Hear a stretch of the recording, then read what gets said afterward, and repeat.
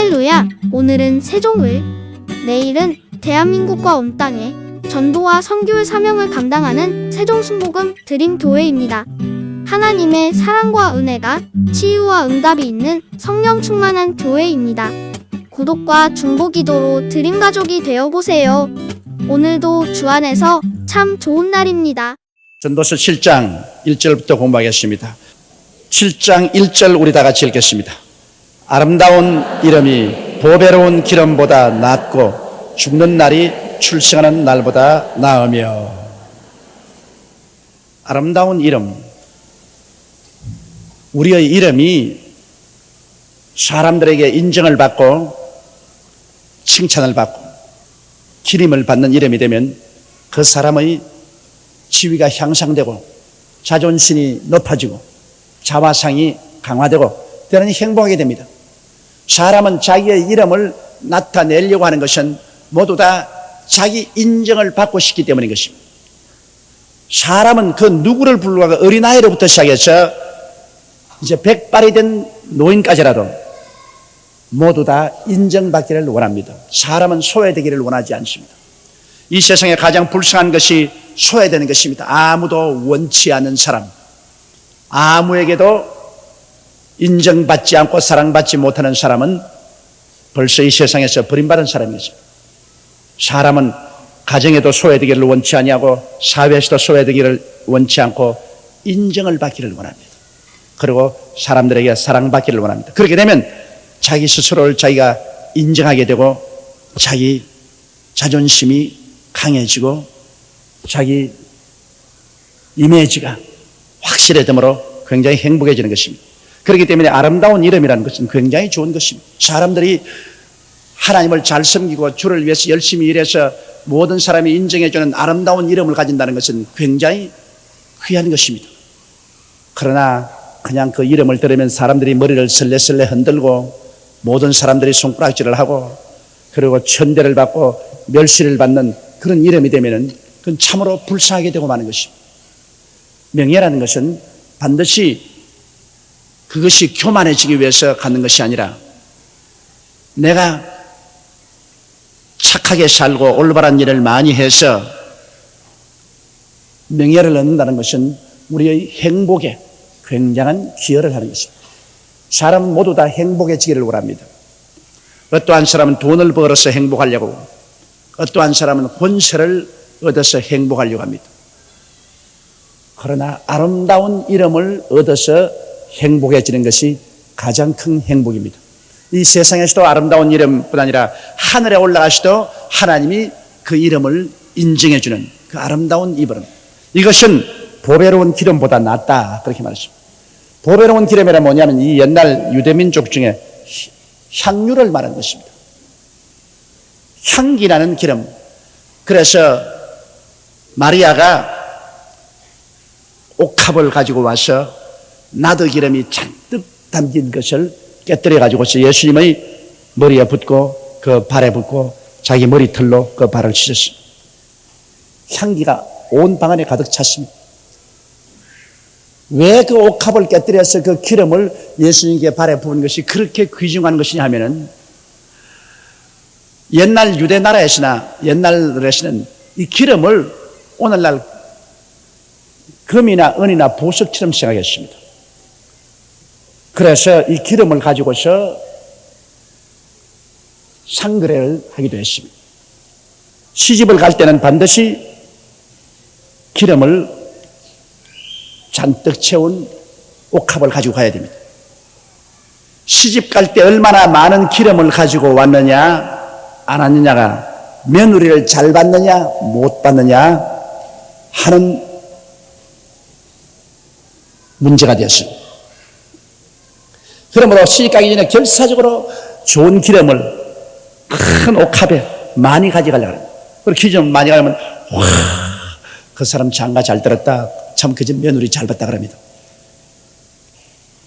이 기름을 상업적인 교환 수단으로도 쓰고 또 이 기름은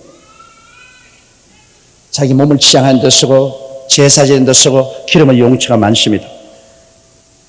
그러므로 기름이 굉장히 귀한 것입니다. 마리아가 옥합을 깨뜨렸다는 것은 자기가 시집 가기 위해서 모은 옥합인데 하루 노동자가 일해서 한 데나리 벌입니다. 한 데나리 벌입니다. 300데나리나 되는 기름이라고 말하면 노동자가 매일같이 300일 동안 일을 해서 벌은 값입니다. 이 굉장한 값이 나는 기름입니다. 시집 가기 위해서 그가 옥합에다가 그것을 잔뜩 모았습니다. 마리아 마르다는 부모가 없었습니다. 그러므로 그는 품팔이 해가면서 벌은 돈으로 시집 갈 때 가져가려고 모은 기름입니다.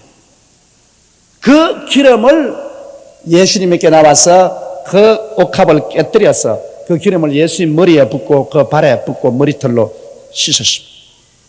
그것은 이미 자기는 예수님을 섬기기 위해서 일생을 그곳에 부어버렸다는 증거가 되는 것입니다. 이제는 시집 가는 것도 다 포기하고 예수님을 섬기기 위해서 자기의 일생을 그리스도 앞에서 부어버렸다. 그러므로 그리스도에게 생명을 바친 것입니다.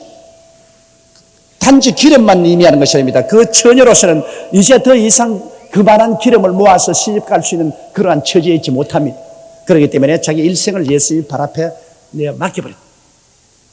기름만 향기가 나는 것이 아니라 그 마리아의 헌신이 천지에 진동하는 향기가 났습니다. 그렇기 때문에 예수께서 하신 말씀이 이 여자가 한 일은 복음이 증거되는 곳마다 증거되라고 말씀하는 것입니다. 그만큼 그 헌신을 주님께서 귀하게 여기고 사랑해 주셨던 것입니다.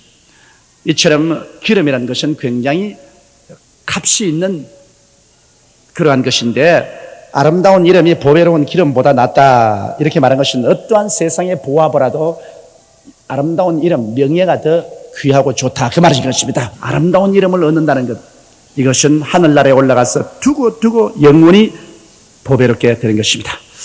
죽는 날이 출생하는 날보다 낫다. 그것은 무슨 말이냐면 출생을 하는 날은 이제는 고생길이 훤하다 그 말인 것입니다. 어린아이로 태어나서 자라는 동안 온갖 병치레 다 해야죠. 생존 경쟁의 어려운 고통 속에서 벌써 유치원 때부터 시작해서 몸부림을 칩니다. 한평생을 매일매일 투쟁 속에 삽니다. 프랑스의 유명한 문호인 빅토르 휴고에게 물었습니다. 빅토르 휴고여, 오늘의 당신의 사명은 무엇입니까? 싸움입니다. 내일의 당신의 사명은 무엇입니까? 싸움입니다. 영원한 당신의 사명은 무엇입니까? 죽음입니다. 그럼 인생은 뭐냐? 오늘 또 싸우고 내일 또 싸우고 모레도 싸우고 살아남기 위해서 몸부림을 칩니다. 육체는 굶주림과 싸우고 허약과 싸우고 병균과 싸워야 되고 마음으로는 가족들 가운데서 무시와 멸시와 천대 안 받기 위해서 싸우고 사회에서 자기 있을 자리를 얻기 위해서 투쟁하고 그리고 일정한 생존의 수입을 얻기 위해서 몸부림치고 모든 것이 투쟁이요 모든 것이 경쟁인 것입니다. 그러므로 태어나자마자 일평생에 쉬지 않고 사람은 투쟁을 하면서 살아가는 것입니다. 죽는 날이 출생하는 날보다 낫다. 그런 것은 죽는 날은 이제 걱정 근심 다 놓고 가기 때문에 그것도 예수 믿고 죽는 사람이 좋지. 예수 안 믿고 죽는 사람은 이제 더 뜨거운 불과 유황으로 타는 못으로 내려가니 더 죽을 판이. 그러니 개똥밭에 굴러도 세상에 있는 게 낫다고. 고통은 안 당하니까. 주를 믿지 않은 사람은 죽는 날이 태어나는 볼보다 훨씬 못합니다. 죽음으로써 영원한 형벌과 심판에 들어가기 때문에 그 고통은 말로 다 할 수 없죠. 그러나 주를 믿고 하나님을 아는 사람은 태어나는 날보다 죽는 날이 더 낫다. 태어나는 날은 고생하러 태어나지만은 죽는 날은 상급을 받으러 들어가는 것입니다. 눈물과 근심과 탄식 다 잊어버리고 앓는 것이나 고통하는 것이나 죽는 것이 없고 우리 주님이 예비한 영원한 낙원 천국에 들어가는 날이 바로 죽는 날인 것입니다. 그렇기 때문에 주님께서 하신 말이 너희는 마음에 근심하지 말라. 하나님을 믿으니 또 나를 믿으라. 내 아버지 집에 있을 곳이 많다. 있을 곳이 많은 생존 경쟁이 없는 정말 그때는 편안한 그러한 천국으로 들어가는 날이니까 우리 예수 믿는 사람은 태어난 날보다 죽는 날이 훨씬 낫죠. 태어나서는 예수를 믿을는지 안 믿을는지도 모르고 구원을 받을는지 안 받을는지도 모르지만은 우리는 이미 예수 믿고 구원받은 사람이니까 태어나셔서 예수 믿고 구원받는 것보다 더 귀한 것이 어디 있습니까? 이제 죽는 날에 우리는 육신의 수고 다 벗어버리고 그 큰 영광으로 들어갈 것이니 그 얼마나 좋습니까? 2절 하나 둘 셋 초상집에 가는 것이 잔치집에 가는 것보다 나으니 모든 사람의 결국이 이와 같이 됨이라 산자가 이것에 유심하리로다. 초상집에 가면은 무슨 생각이 납니까? 인생은 허무하구나. 누구든지 초상집에 가서 야 재밌다 좋다 할렐루야 그럴 사람은 없어요. 초상집에 가면은 인생의 허무를 느낍니다. 친구들이 한 사람 두 사람 떠나거든요. 초상집에 가면 어떤 생각이 나냐? 인간이 어디서 와서 왜 살며 어디로 가는가를 어찌할 수 없이 생각해 보게 되는 것입니다. 그리고 나도 이제 쉬 갈 것이다. 너가 가시니 나도 쉬 갈 것이다. 그러면 내가 세상에 취해서 무엇을 먹을까 무엇을 입을까 무엇을 마실까만 생각하고 세상 연락만 취하다가 가지 않겠는가? 나도 준비해야 안 되겠는가? 그런 생각이 마음속에 떠오르게 되는 것입니다. 그만큼 마음이 숙연해지고 마음을 깨닫고 회개할 수 있는 기회가 다가오는 것이 초상집에 갈 때 일어나는 것입니다. 제일 전도하기 쉬운 것이 초상집에 가서 전도하기 쉽습니다. 왜냐하면 너도 가고 나도 간다. 현재 눈에 보지 않느냐? 그러니 준비되었느냐? 마음속에 예수 그리스도를 믿고 갈 준비했느냐? 이거 깊이 생각이 되는 것입니다. 그런 의미에서 여러분 초상집에 가는 것이 대단히 우리에게 유익이 되는 것입니다. 그런 아무런 회개하고 깨어지고 하나님을 믿고 구원받을 수 있는 그런 마음의 준비가 전혀 안 되고 초상집에 가가지고서 밤새도록 술이나 처먹고 화토나 치고 그런 것은 초상집에 백날 가봤자 소용이 없어. 그럼 초상집에 가서 먹고 마시고 노름하러 가는 거예요. 그럼 뭐 초상집에 가서 무슨 소용이 있어? 초상집에 가서 사제 앞에 숙연히 머리를 숙이고 앉아서 그 사람의 과거를 기억해보고 자기 과거를 기억해보고 그 사람이 관 속에 들어서 누워있는 것처럼 자기도 얼마 있지 않으면 관 속에 들어갈 것을 생각하는 것, 이게 굉장히 마음속에 충격을 가져옵니다. 죽은 사람을 생각하고 초상집에 가서 있으면 그런 생각이 나기 때문에 우리의 영혼에 이익이 되는 것입니다. 초상집에 가는 것이 잔치집에 가는 것보다 나으니 이 잔치집에 가면 그건 전부 다 이 세상 영화를 보는 것입니다. 시집가고 장가가는 잔치집에 가면은 젊은 사람이 시집가고 장가가고 새집을 이루고 자녀들 낳고 사는 것이 아주 이 세상에서 일어날 모든 일들이니까 그곳에서는 죽음을 생각하지 않습니다. 이 현실적인 것을 생각합니다. 거기에 취해가지고서 희희낙낙하고 웃으면서 그는 어디서 와서 왜 살며 어디로 가는가를 생각하지 않습니다. 잔치집에 가서는 그저 즐겁지 인생의 깊은 세계를 들여다보지 않습니다. 그렇기 때문에 잔치집에 가는 것은 우리의 영혼의 문제에 관해서 큰 이익이 되지 않습니다. 초상집에 가는 것이 잔치집에 가는 것보다 나으니 모든 사람의 결국이 이와 같음이라 산자가 이것에 유심하리로다. 모든 사람이 결국 이와 같다. 잘난 자나 못난 자나 권력 있는 자나 없는 자나 모든 사람이 이 길을 다 간다. 이 길만은 피할 길이 없는 것입니다. 그러면 이 길로 다 가는데 기왕 이 길로 갈 사람이 이 길로 안 갈 것처럼 천년만년 살 것처럼 이 세상에서 육신의 정욕, 안목의 정욕, 이 세상 자랑, 물질하고 그것만 얽매여 있다가 나중에 물질과 함께 영원히 불타버리고 마는 그런 비극적인 인생은 되지 말아야 되겠다. 이것인 것입니다. 우리는 항상 우리의 삶의 현 주소를 들여다보고 살아야 됩니다. 자기 현 주소를 잃어버리면 안 돼요. 인간은 어떠한 존재냐? 절망적인 존재다. 하나님께로부터 에덴에서 쫓겨난 존재요. 이 땅 저주받은 땅에서 살고 있다가 이대로 가다가는 영원한 불과 유황으로 타는 못에 던짐을 받는 이 인간의 실존을 생각하고 나의 현 주소는 뭐냐? 나는 예수를 믿고 구원을 받아 하나님 백성이 되었으니 이제 내가 할 일은 무엇인가? 나의 모든 마음을 따고 뜻을 따고 정성을 다해 나의 중심은 예수님을 섬기고 하나님 위해서 일하는 것이다. 이 세상에 직업도 액세서리고 직장도 액세서리고 지위도 액세서리고 모든 것은 다 일시적으로 잠시 있다 사라지는 치장에 불과하고 참으로 원체는 끝까지 예수님을 잘 믿고 섬기고 하늘나라 위해서 일한 이것은 영원히 가는 것이고 옷은 낡아진 것은 벗어버린 것처럼 이 세상에 여러분 떠나갈 때 여러분이 집이나 명예나 권세나 부귀나 영화를 가지고 가신다요? 아무도 못 가져갑니다. 못 가져가요. 그러므로 그것은 액세서리요. 액세서리 때문에 원체인 자기의 영혼을 내던져버리고 산다는 것은 너무나 어리석은 일인 것입니다. 이것이 우리 유의해야 됩니다, 여러분. 다행히 여러분은 그런 곳에 유의를 했기 때문에 예수님을 믿고 예수를 믿는 중에 더구나 3일 수요일 기도회까지 참석했다는 것은 이것은 여러분이 그곳에 유의한 사람들인 것입니다. 여기 온 여러분들은 천당은 아예 올라간 것이고 하나님을 위해서 더 얼마나 큰 일을 하고 갈 것인가 이것만이 남아있을 것입니다. 이러므로 오늘 여러분에 대해서는 대단히 참 감사하고 기쁨밖에 없습니다. 자, 3절 우리 다 같이 읽으십시다.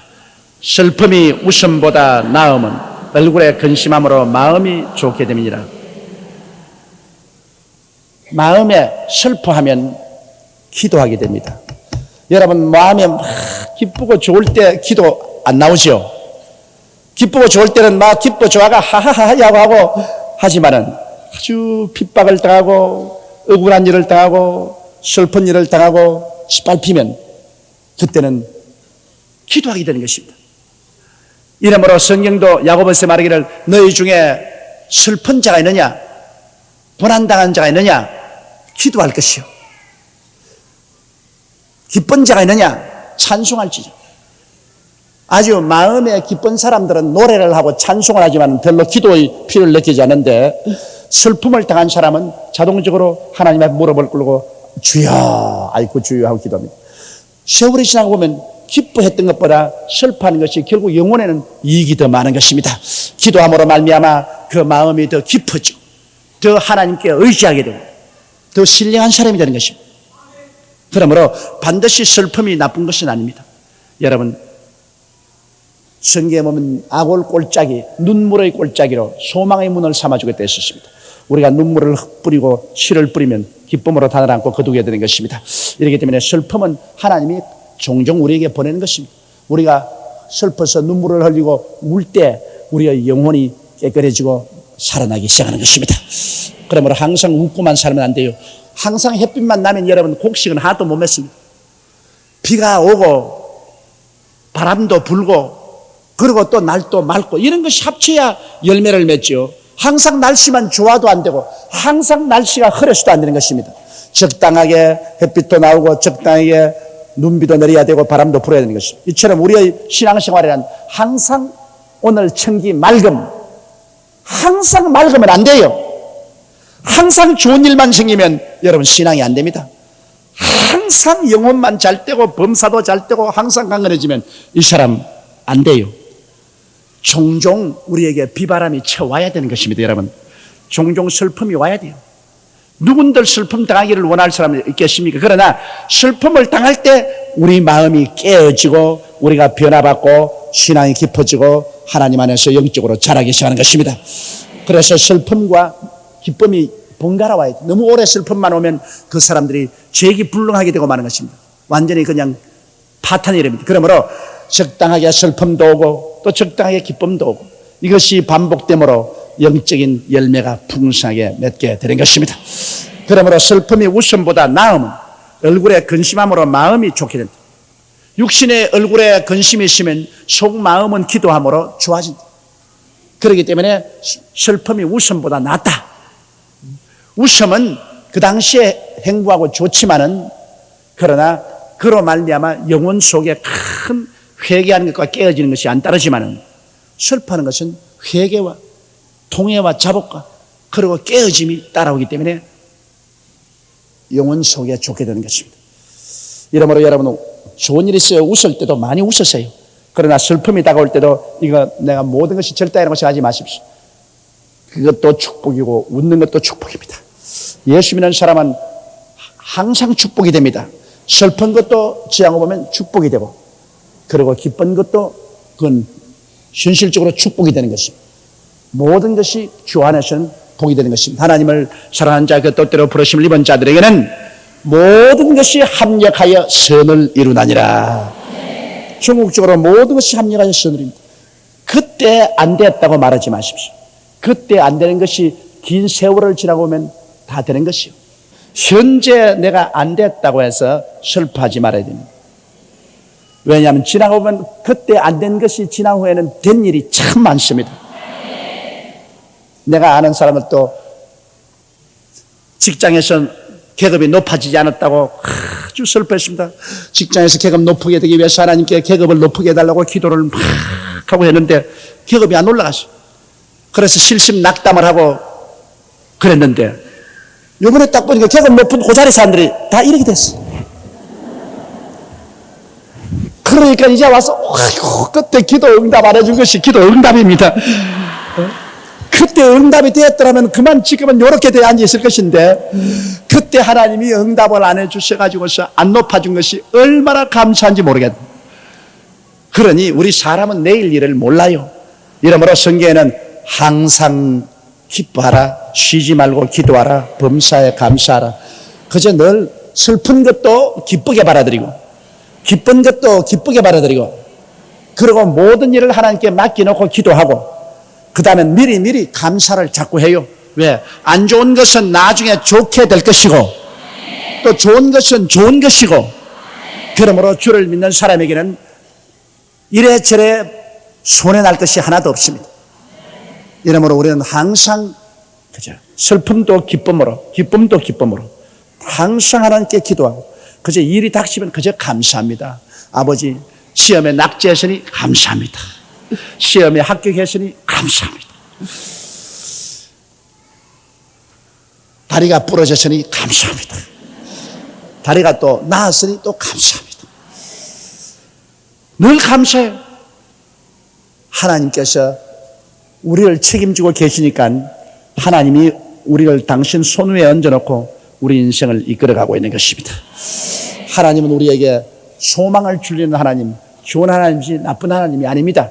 하나님이 하시는 일은 다 종국적으로 가서 우리에게 복이 되고 소망이 되고 우리에게 승리가 되게 만들려고 하시는 것입니다. 하나님을 아는 사람은 그런 믿음을 가지고서 우리가 마음 자세를 가지고 살아야 되겠습니다. 자, 4절요. 지혜자의 마음은 초상집에 있으되 우매자의 마음은 연락하는 집에 있느니라. 이 말은 뭐냐면 지혜 있는 사람은 항상 죽음을 두고 인생을 바라보고 있다는 것입니다. 지혜 있는 사람은 언제나 나는 죽어야 된다. 언제 죽든지 죽어야 된다. 그러므로 죽음을 앞두고 인생을 삶으로 숙연하게 삽니다. 허랑방탕하고 헛된 세월 보내지 않습니다. 언제나 그 마음이 초상집에 있어요. 언제나 난 이 세상을 떠나가야 될 행인과 나그네라는 것을 알고 떠나가야 될 사람이 이 땅에서 영원한 처소를 마련할 듯이 하지 않는다. 마음의 초상집을 늘 바라보고 떠나갈 사람으로서 단출하게 인생을 사는 사람 같으면 여러분 이번 부정부패에 걸려서 많은 어려움을 당하는 곳에 떨어지지 않았을 것입니다. 왜? 인생을 단순하게 사는데요. 행인과 나그네로 걸어가다가 주님 오시라면 내가 언제든지 갈 것이니까 이 세상에 부정부패를 하며 죄를 지어서 천년만년 살 것처럼 말뚝을 박는 그런 일을 안 할 것이거든요. 사람이 언제나 마음속에 죽음을 생각하면 숙연해집니다. 숙연해집니다. 그리고 자기의 삶을 정돈하는 것입니다. 여러분 그렇지 않습니까? 여러분 만일 우리를 보고 하나님 오시 너 내일 죽을 것이다 그러면 어떻게 합니까? 우리 정돈하지 않아요. 그렇죠? 내일 이맘때 너 천당으로 오라 그러면 집에 가서 에라 좋다 먹고 마시자 까짓거 내일 간다 그렇게 하겠습니까? 아니죠. 가가지고서 여러분 전부 정리정돈합니다. 농장에 있는 옷들 다 끄집어내서 딸에게 줄 건 딸에게 주고 아들에게 줄 건 아들에게 주고 그 다음 살림도 다 정리해가지고서 상속 줄 건 다 주고 자기의 생활을 정리하고 정돈하는 것입니다. 사람이 죽을 걸 알면은 정리정돈을 해요. 그래가 떠나갈 때 아무런 미련 없이 손 들고 갈 수 있도록 그렇게 하는 것입니다. 정리정돈하게 됩니다. 항상 마음속에 초상집을 가지고 사는 사람은 자기의 삶을 흐트러지게 살지 않습니다. 자기의 삶을 언제나 정리해 놓았어요. 언제 하나님이 오시라고 할지라도 미련 없이 떠나갈 수 있는 그런 준비를 하는 것입니다. 그러므로 지혜로운 사람의 마음은 언제나 초상집에 있고 어리석은 자의 마음은 연락하는 집에 있다. 어리석은 사람은 언제나 술 먹고 놀고 띵땅띵땅 하는 그런 것이 어디 가가지고서 또 먹고 마시고 놀 데 없느냐. 그건 완전히 자기 생활이 정리되지 않고 흐트러진 삶을 삽니다. 그러다가 심판이 오면 뭐 눈 깜빡할 사이에 박살이 나버리고 마는 것입니다. 언제나 우리는 마음을 정돈하고 살아요. 자기 마음을 정돈하고 생활을 정돈해놓고 지금이라도 하나님이 하늘에서 호루라기 불면은 아버지 다 준비해놓고 있었습니다. 뭐 시간 끌릴 게 없습니다. 가지요. 그래야지. 좀 기다리세요. 정리가 안 됐어요. 전부 다. 준비도 안 되고요. 그 준비 안 되고 가면은 얼마나 허망합니까? 그 다음 5절. 사람이 지혜자의 책망을 듣는 것이 우매자의 노래를 듣는 것보다 나으니라. 지혜 있는 사람이 우리를 보고 우리 잘못하는 것을 보고 책망을 하면 너 저 잘못했다. 저 잘못했다.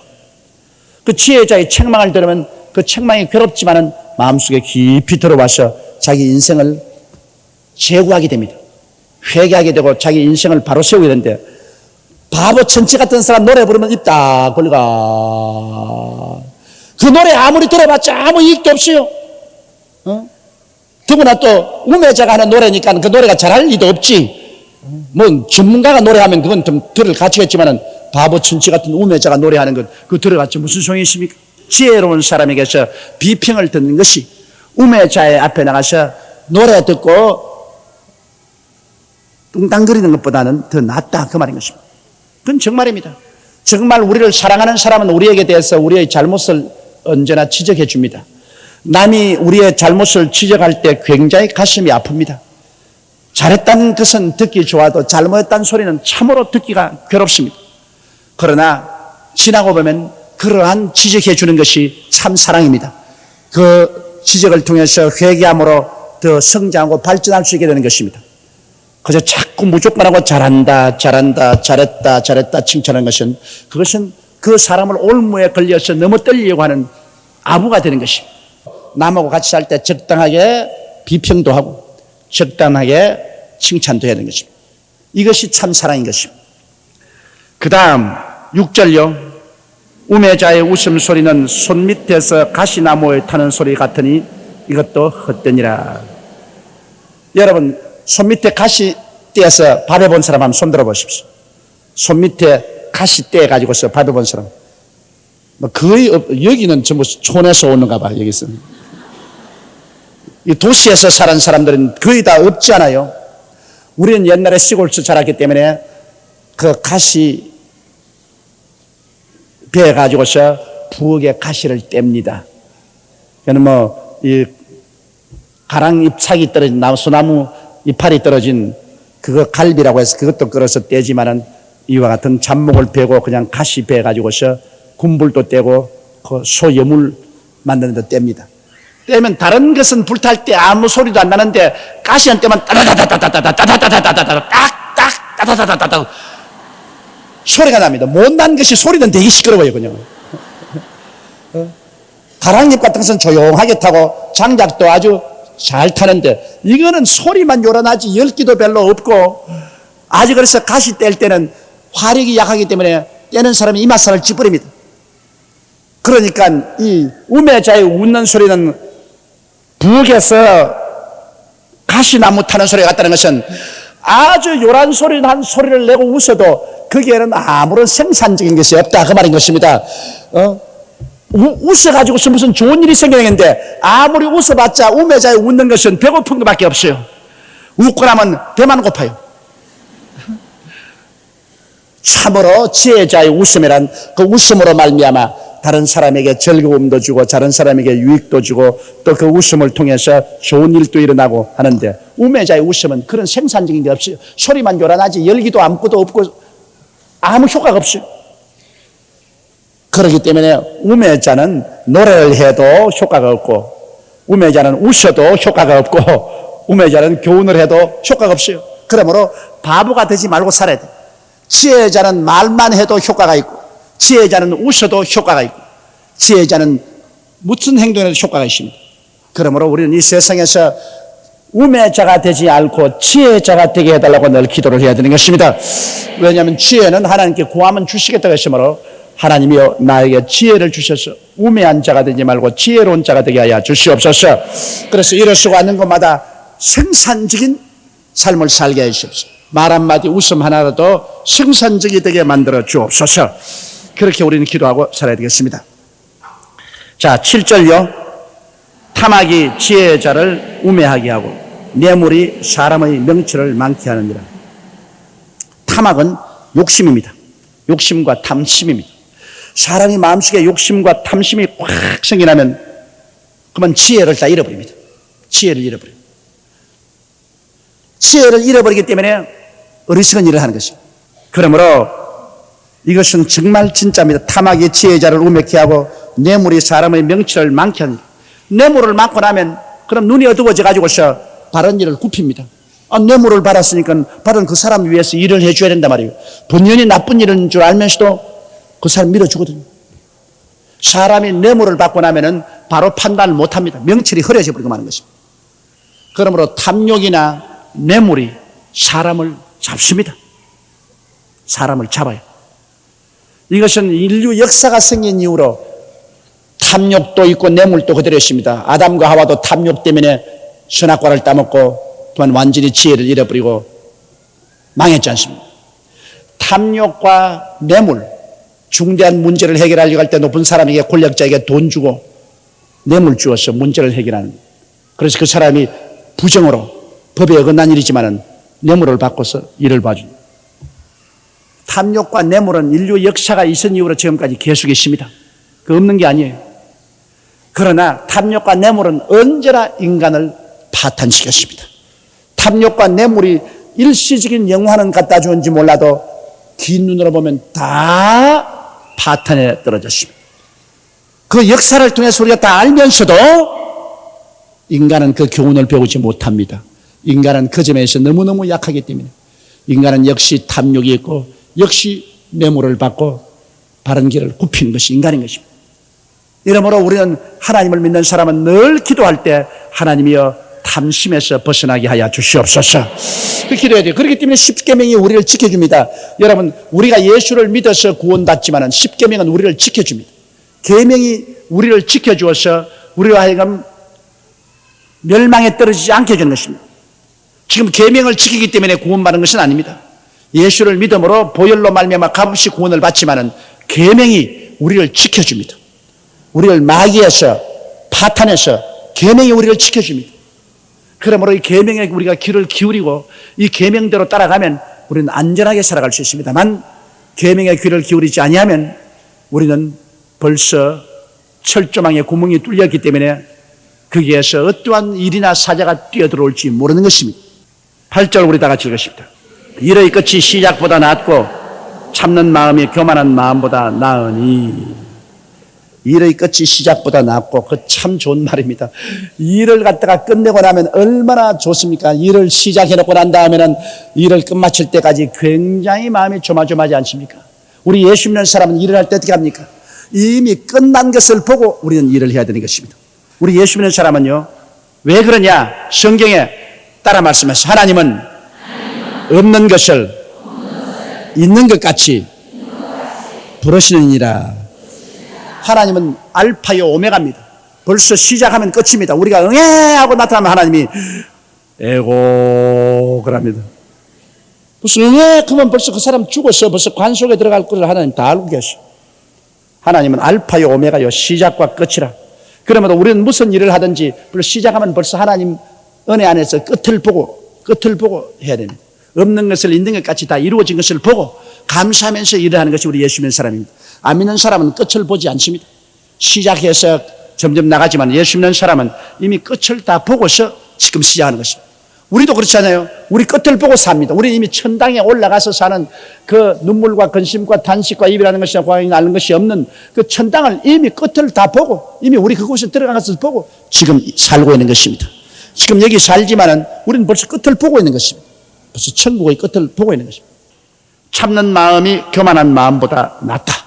교만한 마음은 자기 잘난 것을 자랑하고 선전하지만은 참는 마음은 좋은 일도 참고 어려운 일도 참고 꾸준히 어려울 때 낙심하지 아니하고 좋을 때 호들갑을 부리지 아니하고 꾸준히 참으면서 살아가는 이 마음이 참 보배로운 마음이다. 교만해가지고서 좋을 때는 막 목을 빼서 내리 휘둘고 댕기다가 조금이라도 어려움이 있다고 하면 그냥 팍 싸그러져가지고서 그때는 죽네 사네 야단법석을 하는 이러한 사람보다는 꾸준한 사람, 슬플 때도 그렇게 슬픈 기세 가지 않고 되게 좋아도 그저 싱긋이 웃고 마는 것, 너무 하하하 하지 말고 싱긋이 웃고 마는 것. 이래서 인내를 가지고 인생을 사는 이런 것이 참 좋습니다. 이런 사람은 믿음직한 사람입니다. 막 슬플 때 팍 슬퍼지고 좋을 때 팍 좋아지고 막 기온이 차가 막 그냥 막 이렇게 달라지면 그런 인격은 대단히 위험한 인격입니다. 그건 정신분열증 환자입니다. 그건. 그런 인격은 안 돼요. 꾸준한 그런 인격을 가져야 되는 것입니다. 그 다음 9절요. 급한 마음으로 노를 바라지 말라. 노는 우매자의 품에 머무릅니다. 막 급한 마음으로 참 내가 성낼 일이 생겨야 성을 와짝 낸다고 합시다. 그러나 이 성경 말하기를 지혜의 자는 노를 더디하고 우매한 자는 성이 나면 팍싹 그 자리에서 화를 낸다. 그리고 노하는 것은 우매자의 품에 있고 노하는 것은 우매자의 품에 있고 지혜로운 자는 화가 나죠. 그러나 화를 밖으로 안 내뱉는 것입니다. 성경 말씀에 성을 내도 죄를 짓지 마며 해가 질 때까지 성을 품지 마라 그랬습니다. 아무리 노한 일이 생겨도 해지기 전에 다 풀어라. 그럼 화가 난다고 해서 그냥 막 죄를 지어가지고서 막 사람에게 상처를 입히고 파탄 이렇게 하면 이건 정말 참 나중에 자기에게 굉장한 상처를 가져옵니다. 성내는 것은 상대방에게만 여러분 회를 끼치는 게 아니라 자기에게 반드시 회를 끼치는, 성내게 되면 자기가 그냥 긴장하고 화를 내기 때문에 혈압 올라가지요. 아드레날린 많이 생성돼 가지고서 몸속에 독소 생기죠. 그래서 혈압 높은 사람은 성내면 중풍 걸리죠. 혹은 심장병 걸려서 죽기도 하는 것입니다. 그리고 몸에 상처를 입습니다. 성을 많이 내는 사람이나 동물은 오래 못 삽니다. 옛날이 오늘보다 나은 것이 어찌미냐 하지 말라. 이렇게 묻는 것이 지혜가 아니라 옛날이 오늘날보다 좋았는데 그런 사람이 있어요. 그 누가 믿습니까? 여러분 옛날에 이북에서 피 나온 사람 치고 이북에서 못 살았던 사람 한 사람도 없어요. 다 하늘에 와서 우리가 북한에 살 때는 참 어마어마하게 잘 살았는데 지금 와서 이런 고생한다 하는데 그 옛날에 잘 사는 걸 누가 알아요? 옛날에 좋았다고 아무리 해도 현실에 그것이 영향을 미치지 못하고 있는 이상 옛날을 타령을 지금 해서 소용이 없습니다.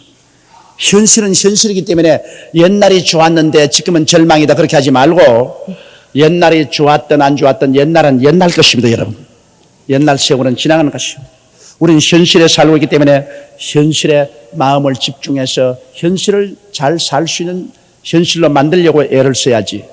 현실을 보고 탄식하고 옛날 것만 자꾸 생각하고 옛날을 그리워하면 그 사람이 현실에 쓸데없는 사람이 되고 마는 것입니다. 옛날은 좋을 수도 있고 옛날은 나쁠 수도 있는 것입니다. 또 현실이 옛날보다 좋을 수도 있고 또 나쁠 수도 있는 것입니다. 서로 비교해 볼 때 나쁜 점도 있고 좋은 점도 있고 그렇지 전체가 다 나쁘거나 전체가 다 좋지는 않죠. 그렇다고 해서 옛날 생각만 하고 옛날에 치우쳐 있으면 그 사람은 벌써 죽은 사람이 됩니다. 어제의 사람과 오늘의 사람과 내일의 사람이 있는데 옛날을 자꾸 생각하고 사는 사람은 어제의 사람입니다. 지나간 사람입니다. 그러나 우리는 오늘에 살고 내일에 살아야 되는 것입니다. 오늘의 사람, 내일의 사람이 되기 때문에 오늘을 잘 살도록 만들고 내일에 희망을 주고 살아야 되는 것입니다. 오늘과 내일에 희망을 주고 살아야 됩니다. 오늘과 내일을 포기해버리고 어제를 자꾸 생각하고 좌절하면서 살아서는 안 되는 것입니다. 이건 지혜롭지 못하다 그 말인 것입니다. 지혜로운 사람은 현실을 대처하고 내일을 창조한. 그러므로 바울 선생은 뭐라 했습니까? 내가 지나간 것은 잊어버리고 앞에 있는 표대를 향해 달려간다 그랬습니다. 옛날에 내가 잘 믿었지. 한때는 참 나도 열심히 믿었지. 그러면서 지금은 주일날 교회도 안 나가고 지금은 형편없이 살면서 나도 한때는 교회 열심히 나가고 잘 믿었지. 정말 지혜 없는 말입니다. 한때 옛날에 잘 먹은 거 지금도 배부릅니까? 옛날에 잘 먹은 거 지금 배부르지 않냐고. 옛날에 잘 입은 거 지금 따뜻하지 않습니다. 옛날에 좋았던 것 지금 좋지 않습니다. 그러므로 뒤의 것은 잊어버리고 앞에는 표대를 향하여 앞으로 뛰어가는 창조적인 사람이 되어야 되는 것입니다. 꿈을 가지고 사는 사람이 되어야 되고 현실을 긍정적으로 받아들이고 이것을 변화시켜 가면서 사는 사람이 되어야 지혜로운 사람이 되는 것입니다.